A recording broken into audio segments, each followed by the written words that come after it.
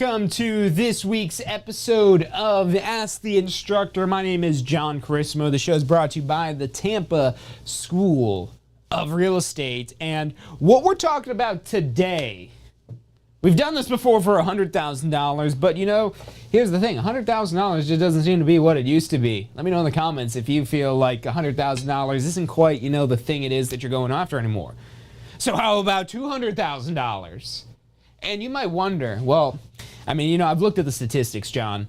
I Googled it, and when I Googled the average income for a real estate professional in Florida, it only said $56,000. So what are you telling me that I'm going to make $200,000 for? Well, no, you're not going to make $200,000 being average. You're not going to make even $56,000 being average, because the reason why that average is $56,000 is all the above average agents that are dragging that number up. So how do you become one of them? Is that even possible? Is it possible to make $200,000 in more than a year? And for everyone looking for the quick answer to this, the answer is yes, of course. And it's actually possible to make more than that. I was talking to an agent who just last year, they made $500,000 last year. The year prior, they made $250,000. And this year, they're going for $1 million in gross commission. So can you make $200,000 a year? Absolutely. Will you make $200,000 a year? Now, that's more the question. Not the question of whether or not it's possible. That's a stupid question. You know, and I'm all for the whole thing is, you know, there's no such thing as a stupid question. But I don't like yes or no questions. Because yes or no, is it possible? Yes or no? That doesn't get you thinking. That doesn't answer the question of how do you make $200,000 in a year. Now, if you're tuning into this video today and you're hoping to find out the reasons why this is not possible, this is not the video for you. That's not what we're here to discuss. We're not here to talk about all the ways this isn't possible, because that video would go on forever. What we're talking about today is how to make this number possible, how to make this a reality. What is the math? Because if you haven't done the math on what it takes to make $200,000, you're not going to make $200,000. You're not going to make $100,000. You don't do the math on what is required to make that certain level of income. You're going to get lost in the sauce, as they like to say. That's a fun one I picked up recently, lost in the sauce. Welcome in, everyone. Welcome, Frank. Welcome, Sunset Mike. If you guys do have any questions about any of this information, as well as anyone else who is just joining us, whether you're watching on Facebook, on YouTube, on our website, on the Success Center, let us know what questions it is that you have in the chat if you wanted to break any of this stuff down further, or again, anything else it is that you'd like to see. Or if you'd like more one-on-one personalized help, support, guidance, call or text us at 813-333-2676. Again, that's 813-333-2676. But if you like the show today, make sure to hit the thumbs up button so we know to do more topics about money and commission and how do you make this actually a reality. Or let us know in the chat what else it is that you want to see. But don't forget, of course, to subscribe to the channel, hit that little bell icon, or better yet, drop in your email on our website, because then whenever it is that we go live, you'll get a little email notification that we've got new content to help you better understand how to grow your business. And that's the thing that we find with a lot of people starting out in real estate, people that are new to real estate, that they don't know the opportunities they have in front of them. They don't know that they can do this because they don't see how they can do it. So knowing how you do it is the first step to actually making this happen. If you don't know how to do it, well, you're not going to do it. You don't make $200,000 by accident. Unless, you know, you've got some sort of relative or family friend or somebody who left you some giant inheritance or something like that, or maybe you're the guy who bought Bitcoin when it was like $2 or something, but the reality is that took a lot longer than a year. Who knows, maybe you made like 200 grand in a year off of Bitcoin or something crazy like that. But is it something that you have control over, that you could do consistently on a regular basis, where you're not just getting $200,000 one time, but you're getting regular annual pay of $200,000 or more? Because this math that we're doing for $200,000 is just slightly different than the math for $100,000 and the math for $500,000 and the math for $1 million. Now, you might not be ready at where you're at in your business to make $200,000. This is your first year. This is a tall order. It can be done, but this is a tall order. This is a lot to do. Because this is a lot of sales, especially in a new agent when you're learning this, but it can be done. It's not a question of if, it's a question of how. And so that's what we want to focus on today. And then, of course, if you have any other questions, let me know in the chat. But otherwise, let's dive deeper into how is it possible How is it even possible to make $200,000 in a year? Let's break down what that really means to make $200,000 a year.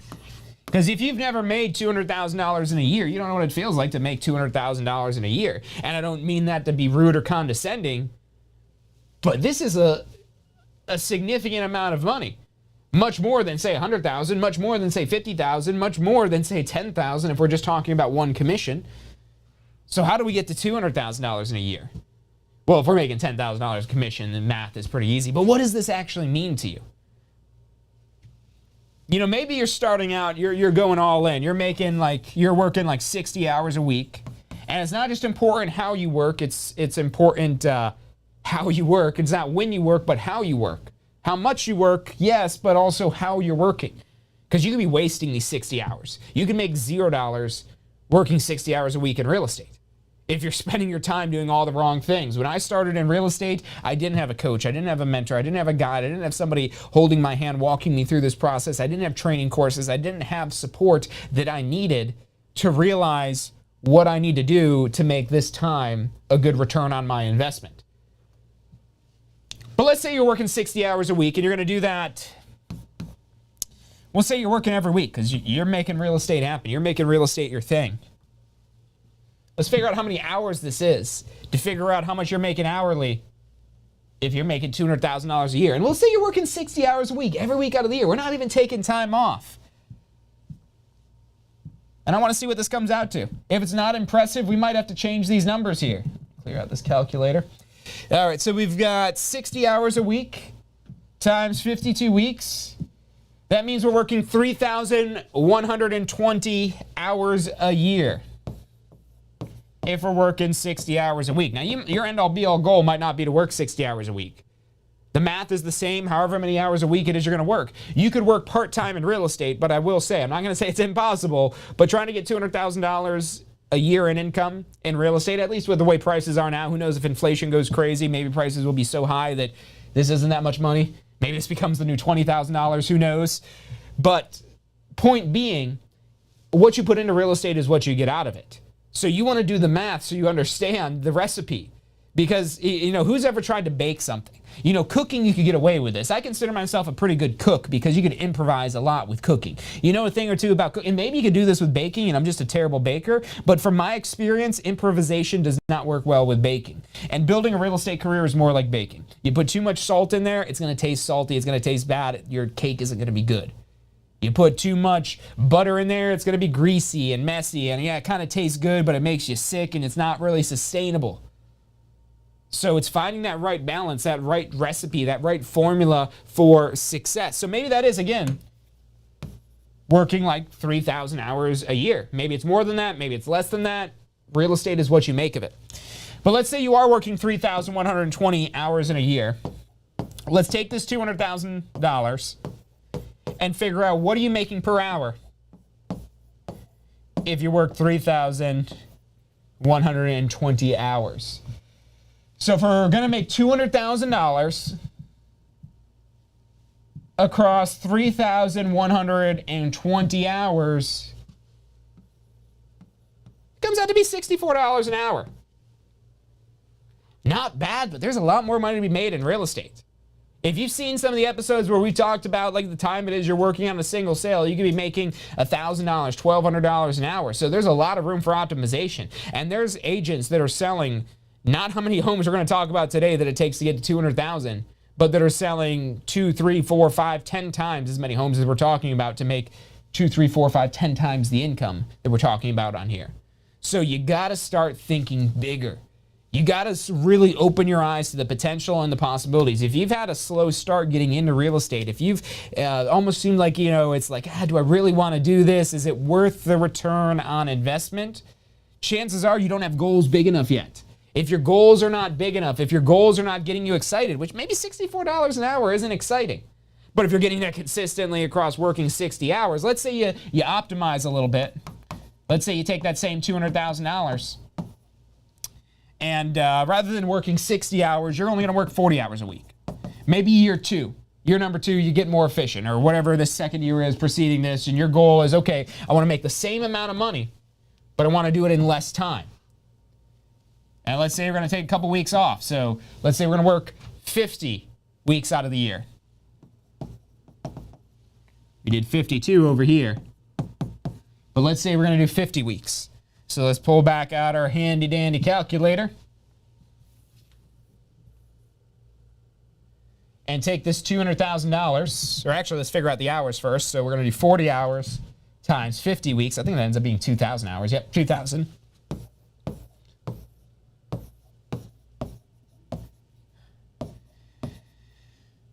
So, I mean, looking at this right here, just this difference, 3,120 hours to 2,000 hours. I mean, this is where efficiency starts to play into this. And you don't necessarily want to go into your real estate business with efficiency in mind, because you won't get it off the ground if you just focus too much on the best way to do things rather than just getting things done. So at first you got to focus on getting things done. That's going to cost you more time. But as you grow your business, if you could do two things. You could go for making more money, or you could go for, you know, I want a better work-life balance. I want to be more in control, because you're in control of when you work, how much you work. This is your business. At most brokerages, this is your business. You're on their platform for success. We're using their tools, technologies, and resources to help you build your best real estate business. That's how the typical real estate brokerage functions. But let's say you want to make the same $200,000 across 2,000 hours. We're going to plug this in our calculator just like this, $200,000 divided by 2,000 hours. And I believe this is going to put us at about $100 an hour. So 200,000.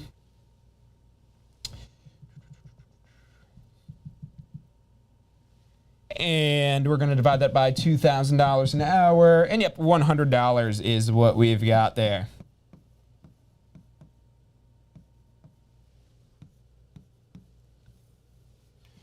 Which, let's say now, year number 3. And this isn't necessarily a guarantee or any expectations to be made of year 1, year 2, year 3. Because again, real estate's what you make of it. It's what you put into it is what you get out of it. There is no standard or general. And that's why I hate even that average number. Because you Google it on Google. You could look up how much money does the average real estate agent make. And Google's going to tell you $56,000 from some sort of website. That's actually, I haven't checked that recently. I don't keep up to date on that information because it's BS information. It's nonsense information, because the typical average realtor isn't making that much money. That's just a combined of all the agents making maybe $1 million plus, and then combined with the agents that are working part-time, maybe just as referral agents, and they're not even necessarily practicing real estate.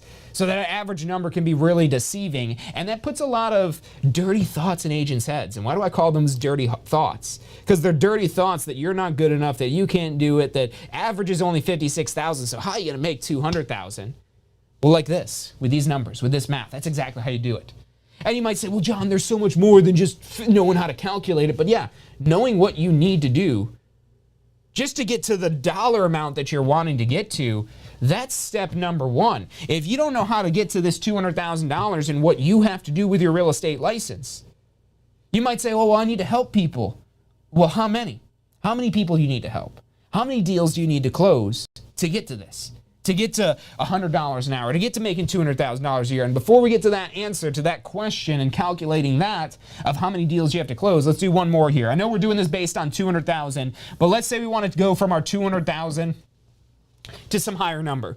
We're dialed into our productivity. We're seeing, okay, we're making about $100 an hour. Let's say we go back to working 60 hours. So we're back to working 3,120 hours. Let's say now we want to, turn back up because, we got some free time. Maybe the kids are grown up or whatever it is. That, again, you're in control of your business. So this is about working 60 hours a week, every week of the year, like we said in the first one, or you do the math for whatever is the balance and fit for your business. But let's say you're making $100 an hour. We plug that in the calculator, you're going to get $312,000. So now instead of making 200, you can make 312,000 just by taking your current level of productivity and increasing the hours it is that you're putting into this. And this could literally become this much of a science as you grow and develop your business further. Now, as it becomes more of a business, it becomes more standardized, it becomes more optimized, you become more skilled, you maybe have more of a business beyond yourself. Look, just because you're starting out as a real estate agent, just a single real estate agent, doesn't necessarily mean you have to always be a single real estate agent. You could hire an assistant. You could hire a transaction coordinator. You could have marketing partners. You could have a whole team of agents even. Or maybe you just have one agent that you're working with, or whatever stage it is that you're at, your business will change. Maybe someday you're going to open your own brokerage.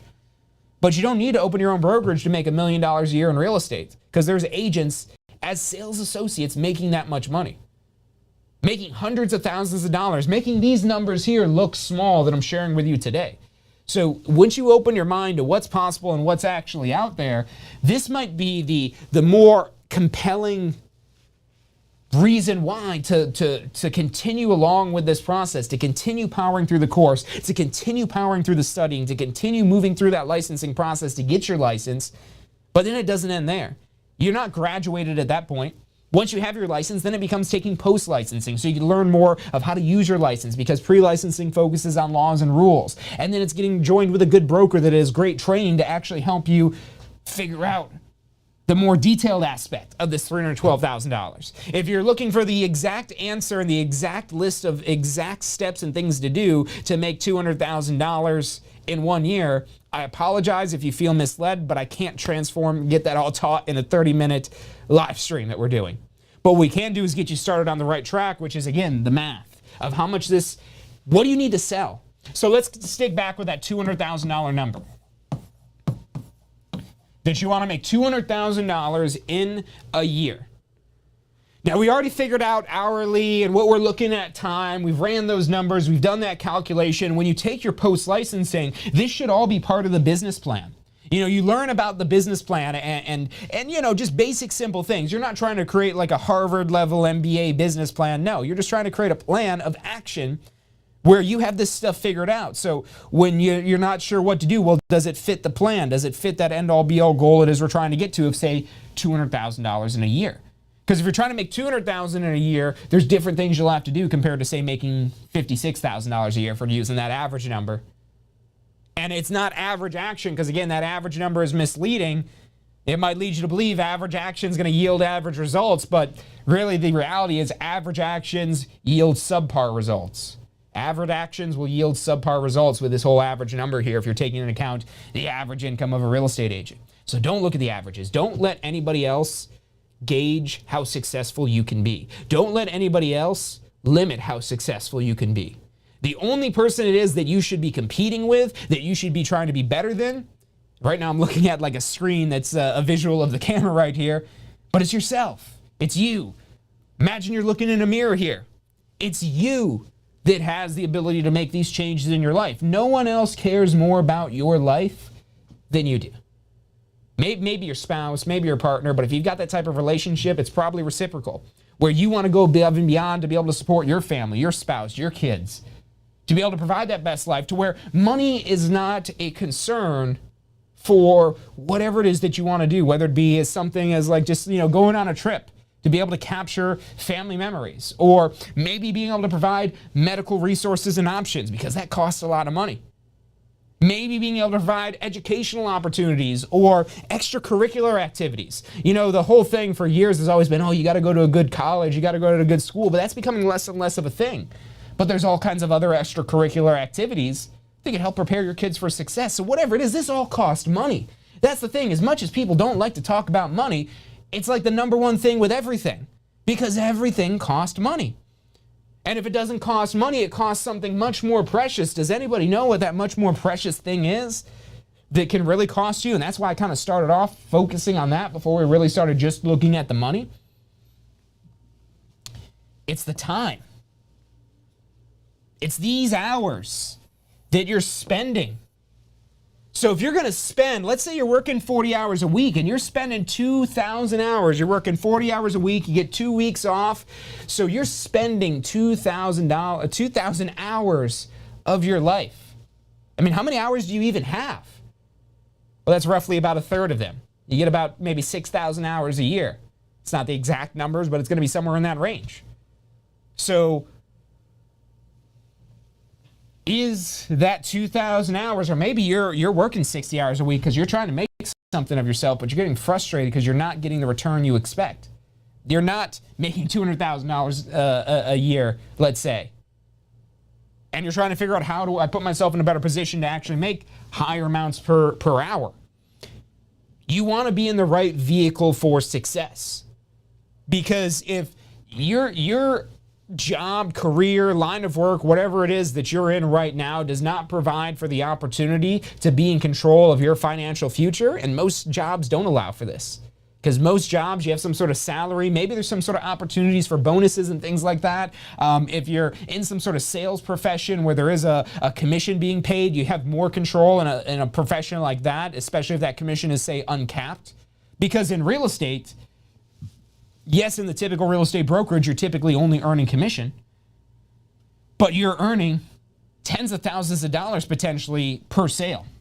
So let's get into the actual math of how do we calculate what do we need to do to get to $200,000? Does anybody know, anybody tuning in, whether you're watching on Facebook, on YouTube, on our Success Center, does anybody know about what, and yeah, definitely eBay addicts, thanks for tuning in. Yes, it is time, so you hit the nail on the head. Thanks for tuning in over on YouTube there. Again, if you guys have questions, definitely let me know in the chat so I can answer anything specifically for you. But who knows in the Tampa Bay area right now what an average property is? What would be the average price for a property in the Tampa Bay area? I'm interested in what your guesses are.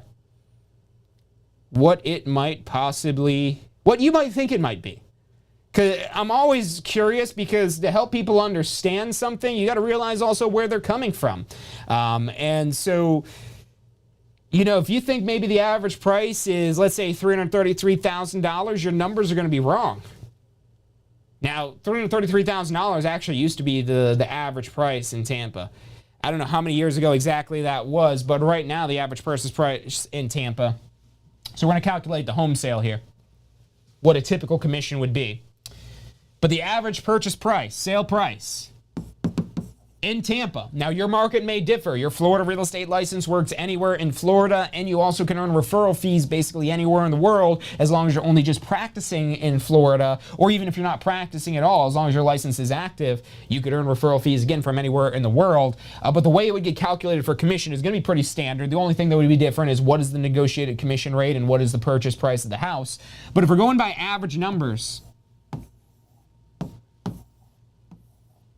this is the average price home in the Tampa Bay area right now, $458,000. So yeah, Mike, you're real close right there on that high end. And you also, I like the range you gave there, because there are markets in Tampa where it's not necessarily going to be and these are, again, are always average numbers. But the reality is, out of the averages here, and this number has crept up, which means overall prices are going up. And if you look at all the data, you'll see even those $300,000 houses, those used to be maybe like $200,000 or maybe $250,000. So everything's kind of increasing in value. There's a lot of demand driving real estate. Anyone freaked out about bubbles or the market or anything like that, Tampa is actually ranked currently the #1 market in the country to outpace appreciation. Meaning that property values in Tampa will appreciate faster than any other market in the United States. Tampa's #1, Jacksonville is #2, and Orlando is #9 on that list. And Florida is the only state that has 3 cities, 3 separate markets that are on the top 10 of appreciation. And so what that means is if there is ever any changes in the real estate market, which it doesn't look like there's any time soon, but when there is, because there always is, that's something you learn about in post-licensing, is the market is cyclical. It's not a question of will you be able to do real estate, it's how you do real estate that changes as the market changes, so you're changing with it. But even when that does happen, there's a lot that'll maintain these property prices, even if the rest of the country takes a nosedive, because we have so much demand and so much. If we get into the microeconomics of it, we can really break down why we're in a really strong position right now in the current market. And this number probably will go up. I think property prices, are speculated to appreciate like 15 to 20% this year. Again, that's speculation, so who knows what it will be, but these numbers will continue to rise. This is just where it's at right now. And again, even if it goes down, it's not going to go down to zero. Real estate never goes to zero in value. Stocks, those could go zero. Cryptocurrency, that could go to zero. I've got some Dogecoin I'm holding on to that I don't know what's going to happen to it, but I'm along for the ride. We'll see what happens, but I know that could go to zero. I know I could completely zero out and basically bankrupt my investment in that, which is why I didn't invest a significant money. More of like gambling is the way I see it. But your business is not gambling, because your business can be predictable. And when it's predictable, it's not really gambling. You know, you talk to like these high-level like card counters or poker players or things like that, they don't consider it gambling. They consider it a business to them just because they understand it at that level. And real estate can seem like a gamble until you understand it at the level of a business. And that's what we're here to help you understand. But let's say you get a 3% commission. That's a fairly typical commission. It is negotiable. It's always negotiable. So you can negotiate more, you can negotiate less, but per transaction side. So let's say you're working with the buyer or you're working with the seller. That's usually going to be about 3%. So let's pull up our calculator here again and see what this comes out to be. For a $458,000 purchase price. Clear this all out of here. So $458,000 purchase price at 3% commission gives us $13,740. $13,740 per transaction. Now we're going to start off assuming you're at a 100% broker.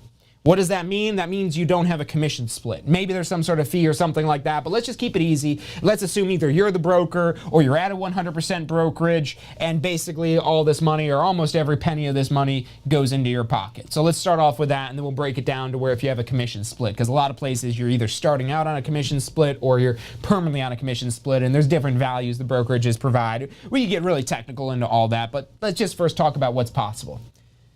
So if you're getting this much in gross commission, and let's say you're trying to get to $200,000, and we make $13,740 in gross per transaction. And yes, your business will also have expenses to factor in with this as well, but not expenses like running a restaurant or starting most other businesses, because you don't have to have a physical place. Your broker has that. A lot of the tools and technology a lot of times are provided by your broker, and that's what's in exchange for any sort of commission split or fees it is you might be paying to your broker. So in terms of business, it's such a low-cost business to start that a lot of people look at it more as a career. Whatever you want to call it, business, career, anything, doesn't matter. What matters is that you understand how to make money with it. So this gets you one sale, but now how many sales do we need to get to $200,000? So let's get our calculator back out here and say, okay, $200,000, that's the goal. And if we're going to make $13,740 per transaction, we're going to round this to 15 deals. Does that sound fair? Because we don't want to undercut this. If we say only 14 or 14, there's no such thing as a half of a deal. I mean, yeah, you could do half of a $458,000 house, but if you're selling average properties in Tampa at 3% commission rates, you could make $200,000 a year with 15 deals, as little as 15 deals. And that's average properties. Average properties with a fairly typical commission at 3%. This isn't anything out of the ordinary. This is, I'm not here to be like one of those get-rich-quick schemes on the internet, because I know there's tons of those that I'm probably sure some of you might even be comparing me to right now. Oh, is this just one of those real estate guys who's going to sell me some seminar, and then I spent like $10,000 learning about real estate investing, but I don't know what to do, and I don't have the resources and capital to begin? Look, being a real estate investor is a great way to invest. But if you're not an investor, being that you don't have funds to invest, well, we got to get you some funds to invest before you can be an investor. And that's the breaking point for a lot of people wanting to become real estate investors. And that's where a lot of people will come to us and say, hey, look, I want to become a real estate investor, but my job, I'm not going to be able to save up hundreds of thousands of dollars or tens of thousands of dollars or however much capital it is that you need to get that real estate investing business going.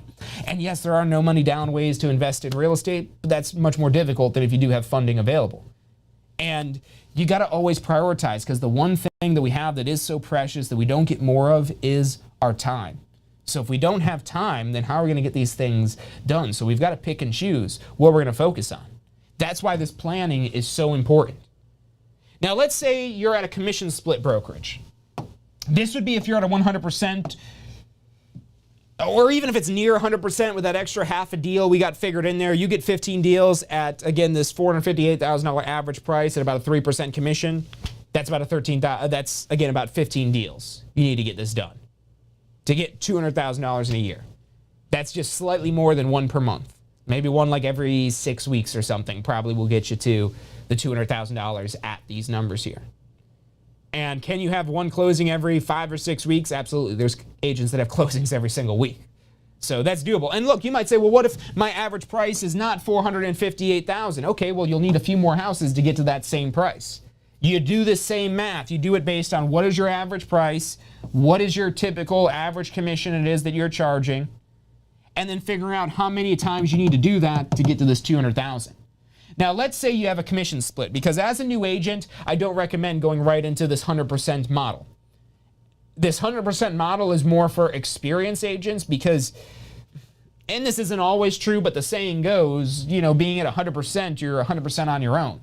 And while you might not be 100% on your own, that might be the part that's not true about it, because when you're registered with a broker, you're never really on your own, no matter how big and disconnected that broker may be from you. There's probably some sort of resources or support it is that they're providing. But the reality is, if you want more of that personalized, guided experience to help you get your real estate career going, where your broker has more of a vested interest in your success, that's where the commission split model comes into play. And there's all kinds of different commission split models that are out there. There's some that cap out. There's some that they increase over time and then they go down. And there's some where you do so many deals, and after you do those many deals, you get to move to 100% forever. So this is part of the difference when you're comparing brokers of which one would be the best fit for what you're trying to do with real estate. And this is appealing from the money standpoint. So a lot of people are looking at real estate because they want to make more money. But why do you want to make more money? And a lot of times they want to make more money because they want to buy back time. So going back to this first slide I had up here, you know, talking about, you know, going from year one, you're putting in 60 hours. And then year two, you're putting in only 40 hours because you want to scale it back. But then you could also, at any point, you could add more, you could take more away, you could become more efficient, you could make more money per hour, you could build a bigger business. Yes, there's typically more expenses that come along as you grow your business. But as you scale your business further, you're able to profit in larger dollar amounts, even if at a smaller percentage, because you're controlling more business, you're doing more deals. So real estate, again, really is what you make of it. Whether you want to make $200,000 a year, $100,000 a year, $50,000, maybe you just want to make some extra money part-time, you could do that. But if you do want to make $200,000 and you want to do it with an average purchase price in Tampa and a typical commission, you're looking at about 15 deals. But let's say you're at a commission split brokerage. How many deals is it going to be then? Let's say you're at 70-30, where you get 70% of the transaction and your broker keeps the other 30%. And a lot of people look at this and say, well, why would I want a broker that's going to take 30% from me when I could have a broker that's just going to give me all my money? Why would I just want the broker that gives me all my money instead of the broker that only gives me 70% of my money? Well, because the idea is, and this is what you want to make sure, is that the tools, the resources, the support, the training, everything it is that they're providing, that's what justifies their commission split. And again, in a position for a new agent, because there's usually some sort of tools and stuff like that it is that you provide, almost all brokers usually give you at least something. But as the cost to be part of that brokerage is less, there's less they're able to provide you. Because not only are they a business themselves, in business to make money, I'm sure, at some degree, at some level, and you have competing brokers who you might be directly competing for business with. That's usually not a great fit for new agents. You usually want to be at a brokerage where the broker is more concerned with building the best platform for its agents rather than the broker doing their own business. So that's another thing to keep in mind as well. But if that broker is there to make the best platform for you, and that's the only way it is that they make money, well, then part of this model is going to involve the brokerage making money as well. And that's okay. Everybody's in business to make money. Here's the thing. Just because somebody else makes money doesn't mean you won't make money. It's not a zero-sum game. Everybody can make money. You, your broker, the agent in the other transaction, their broker, the title company, the appraiser. You get money, you get money, you get money, you get money. There's so many people involved in this transaction that'll be part of your team, especially if you're in a brokerage that's providing the support, the guidance, the mentorship, the training, the things it is that you need. But if that's what you're looking for in a brokerage, the 100% models where you get all of your commission typically don't have all of those frills. They're usually lower cost, less things it is that you're getting, which you might not need because there's plenty of services and vendors out there that can do websites and all these other things. It could just be really costly, especially when you're starting out, to put this all together and figure this all out on your own. Even if you have unlimited financial resources, the one thing I could guarantee you don't have unlimited of, and if you do, I want to find out more about this, is time.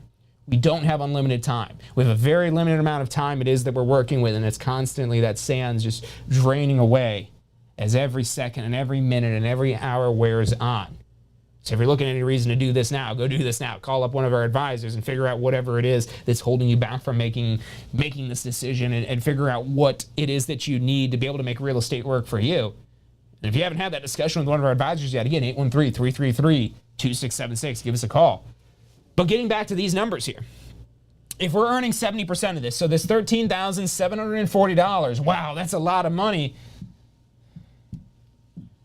Okay, 9,618. I mean, it's not 13,740, but let me ask you this. Would you rather have 70% of 13,740, aka 916? Or would you rather have zero? Because this commission is not guaranteed. Nothing in real estate is guaranteed. Everything I'm saying in here today is not guaranteed. The only thing I could guarantee you is if you stick with it, you're going to get better. And you will find a better way. And it's not really a question of if you'll be successful. It's a question of when you'll be successful. Because anybody could be successful in real estate. It's just how you go about it. And a lot of people will throw in the towels before they get there. They come this close and they're like, you know what, forget this. I don't want to do this. But when you have a plan of action, when you know what you're going after, when you know that bigger picture, you won't get discouraged just on losing that first deal. Because you're like, well, I know this. I know I'm going to lose some deals here. I'm trying to get 15. I know I'm going to have to get at least like 20 or 25 because some will fall through. If you're not planning for that, that's the stuff you learn about in post-licensing, which is why that's so important to take right away. But getting back to this here. So if you'd rather have 70% of this commission rather than potentially or more likely 0% of no commission, 100% of no commission, I should say, the 100% makes no difference if there's no commission on the table. Whereas if what your broker is providing in exchange for that commission split is tools and support and resources and things that are going to help you get this business done, well, it's just a question of can I make the numbers work? And so what are the numbers got to be to make $200,000? This same $200,000 we've been talking about, but let's say we're only earning $9,618 per sale, as opposed to what we said earlier with the $13,740. So we take that same $200,000, we divide it now by 9,618, and we need about 21 deals.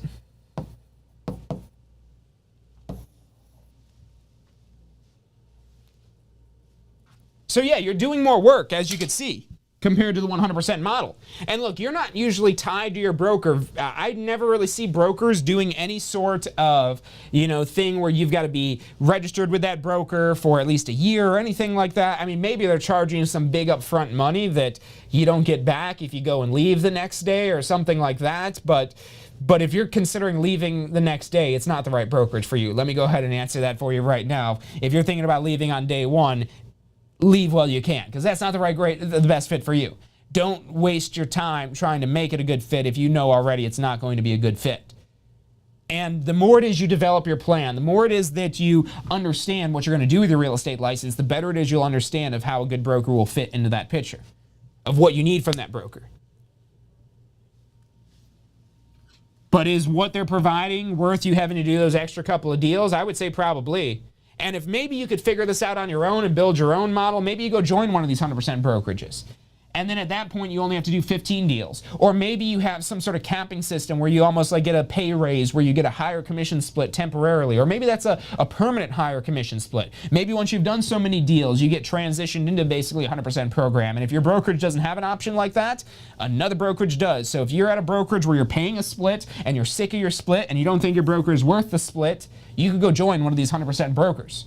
Now, the catch is, again, there's less typically that these brokers provide, so there's more it is that you have to kind of figure out and put together the pieces on your own. But if you're already practicing real estate, if this is already your business, if this is already your livelihood, if you're already making $200,000 a year, you're just trying to do it in less time, that's where a lot of those agents will leave a split brokerage for, say, 100% brokerage, because they're like, okay, well, I mean, if I only got to do 15 deals, why would I want to do 21 deals? Because the reality is, if we do 21 deals where we're making this 100% commission, so if we do 21 deals at 100%, we're going to make more than $200,000. If we're trying to get at that 100% level, again, the 13,740, and do 21 closings, now we're looking at $288,540. So not quite that 300,000 and I think 12 we had mentioned earlier, but we're getting closer there. And so again, you could see how timing and efficiency becomes really important to this formula and this picture as well. And so this is all business planning. This is stuff that we teach in our post licensing course. Maybe not to this same level of detail and bluntness it is that I am here on today's show, so hopefully it is you've been enjoying that. Welcome in, Alana. Hopefully this is definitely been beneficial to you and everyone else tuning in today.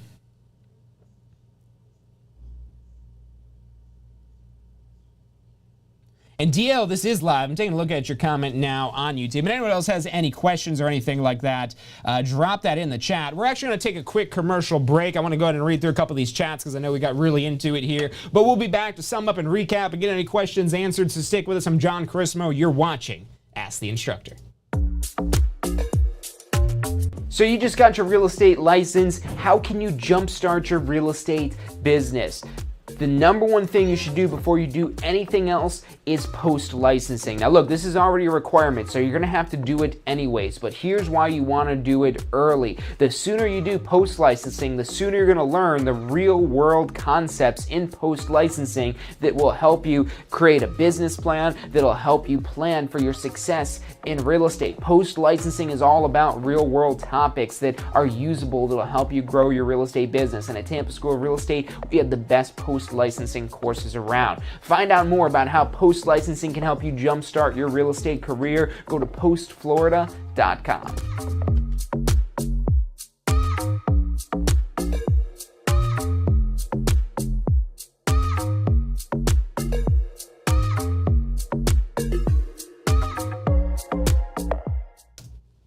Hello and welcome back to this week's episode of Ask the Instructor. My name is John Chrismo. The show is brought to you by the Tampa School of Real Estate. We are live every Wednesday. Make sure you're subscribed to the channel so you get notifications whenever it is that we go live here.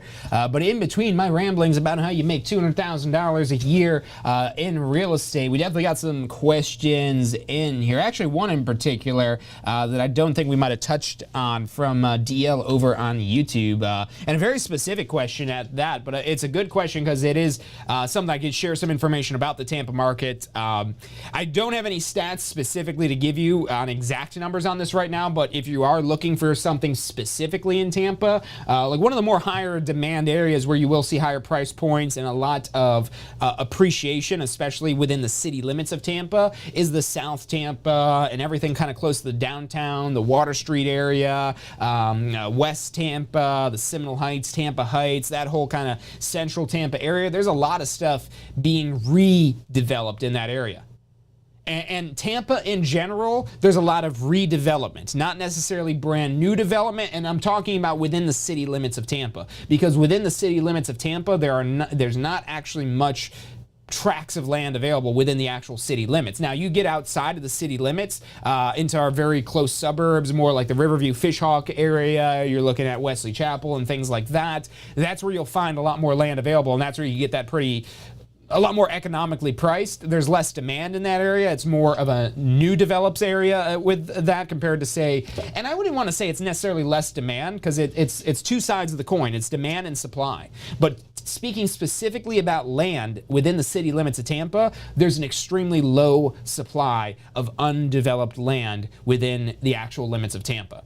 So if you're looking within the city limits of Tampa, what you're usually having to look at is not just raw land, especially if you don't want to be in a flood zone for it. You're usually looking at redeveloping some existing property. There's a lot of teardowns that happen in, like, specifically those areas I was referencing, all that redevelopment area. There's a lot of developers that are going in and they're paying $200,000, $300,000, sometimes even more than that for houses just so they could get the land underneath those houses. So you can get really high into price points for that depending on where it is you're wanting to get into stuff. But and again, I don't have any exact figures, but as you start to get into and I don't want to call it more rural, because it is more rural, but that's not really a good way to describe these suburban areas surrounding Tampa. They're just not as condensed and already developed as, say, the more urban areas of Tampa. So more of the suburbs, I should say, probably more than the rural areas. But as you get more into the suburbs and places where there is land available, technically it's usually outside of the city limits. But here in Tampa, if you're new to the area, we call this whole area Tampa. We call it Tampa Bay. St. Pete, sorry St. Pete, sorry Clearwater, sorry Sarasota, sorry Brandon, sorry Fishhawk, sorry Wesley Chapel. We call it Tampa Bay.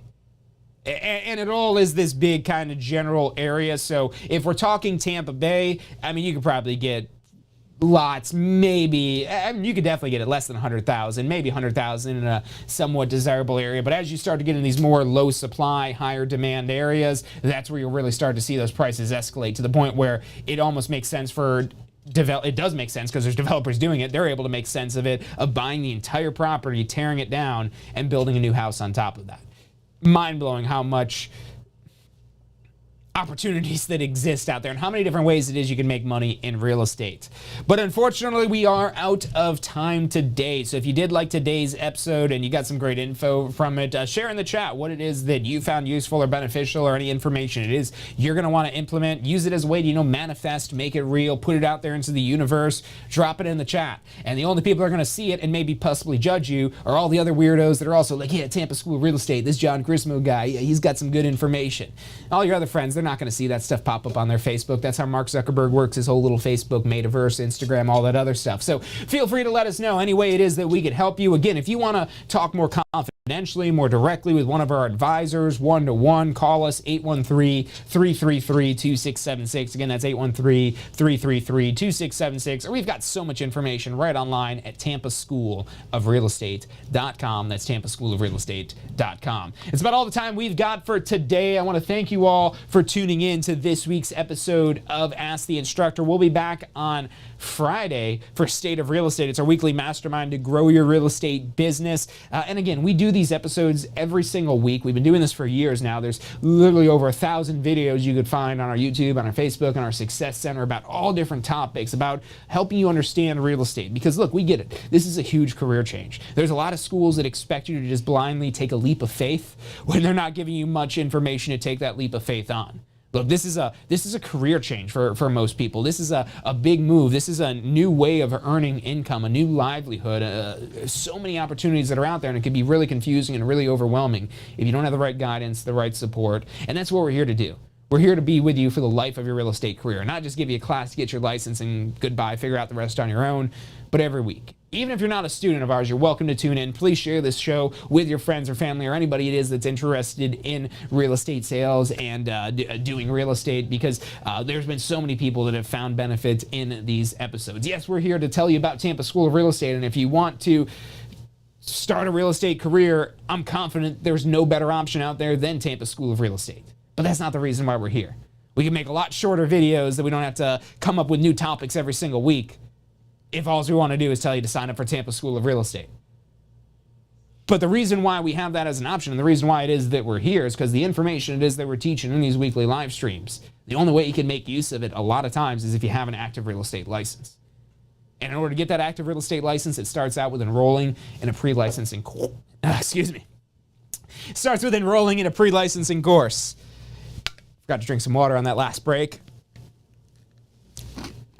Starts with enrolling in a pre-licensing course. You enroll in a pre-licensing course, you'll have to get your fingerprints taken, you do an application, you pass 2 exams, and you'll have a real estate license. At that point, you'll enroll in post-licensing. That post-licensing will teach you more of the actual real-world side of your real estate license. And at that point, you'll be ready to choose a broker if one has not been made obvious to you as the best fit already. After you've done your post-licensing, you're still on the fence about figuring out who's the right brokerage for you. That's where I would dive deeper into your business plan and figure out what it is that you're trying to do, what it is that how you want to make money in real estate, how much you want to work, how much money it is that you want to make. So that way you can more intelligently find the correct broker for what you're trying to do. We could blame the brokerages that you join if you're not successful, if it truly is their fault. But if it's your fault for not knowing that wasn't a great fit for you from the beginning, well, if you could take ownership of that, there's a lot it is that you'll be able to control. And that's the thing with real estate. If you're willing to embrace that ownership of your duties, that ownership of your career, that ownership of your business, because this is your business, even when you're registered with a larger broker, what you put into this is what you get out of this. Real estate has so many opportunities, so many ways to make money. It's changed so many people's lives. You look, literally everybody that is a billionaire, almost every single person that is a billionaire, real estate is part of their portfolio that got them to that level. Millionaires as well. Average people that have a good net worth built up. Real estate is a piece of that puzzle. And it should be a piece of your puzzle as well. If not, at least in investing, but maybe through selling real estate. Because if you're looking for a way to make a lot of money quickly, real estate can be that vehicle. It doesn't happen immediately the moment you get your license, but you could build up a machine that makes money quickly. Doesn't happen automatically, doesn't happen overnight, but you can get there. It's not a question of if, it's a question of when. So that's all the time we've got for today. Thank you guys for tuning in. We'll be back on Friday for State of Real Estate. Until then, you have a great rest of your Wednesday, and I'll see you on Friday.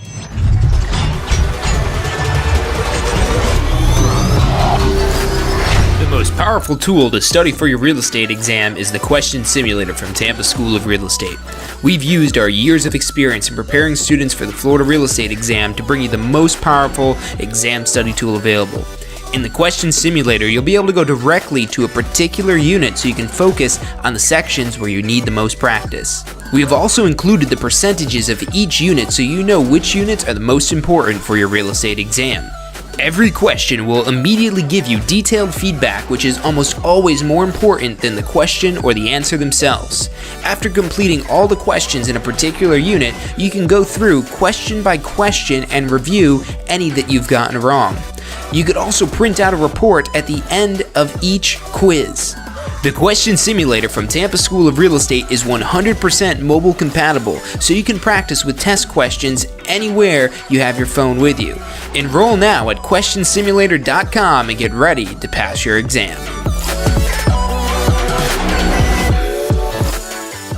Have you been thinking about getting your Florida real estate license? Look, the process is probably easier than you think. We break it down step by step, how much it's going to cost, what it is that you need to do to get your Florida real estate license. Find out all of that and more at licensefl.com. Again, that's licensefl.com.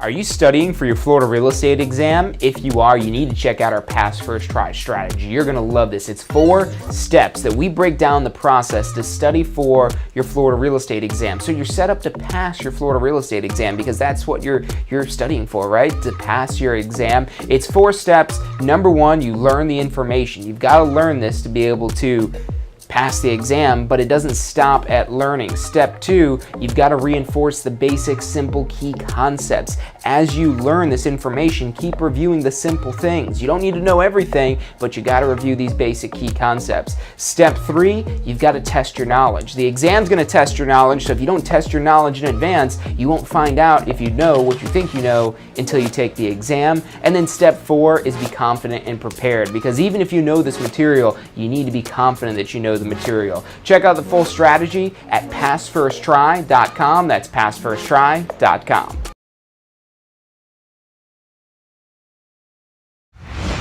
If you're looking to get in on the real estate action that's going on in Tampa right now, we're who you need to talk to. We can help you get your real estate license, start your real estate career. We're here to assist you for the life of your real estate career.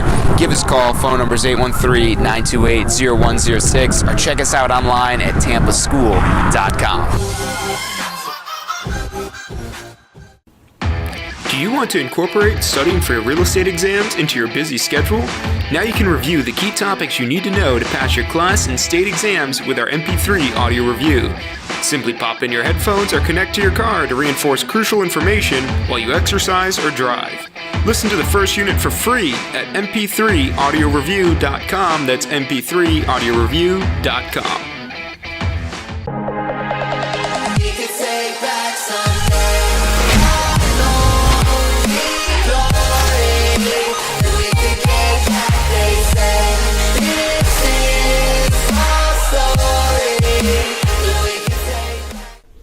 Hey, if you're enjoying the show today, which I'm sure you are, be sure to hit like, subscribe, post your comments, share with your friends and family.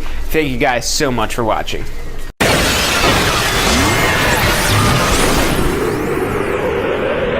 You are watching State of Real Estate.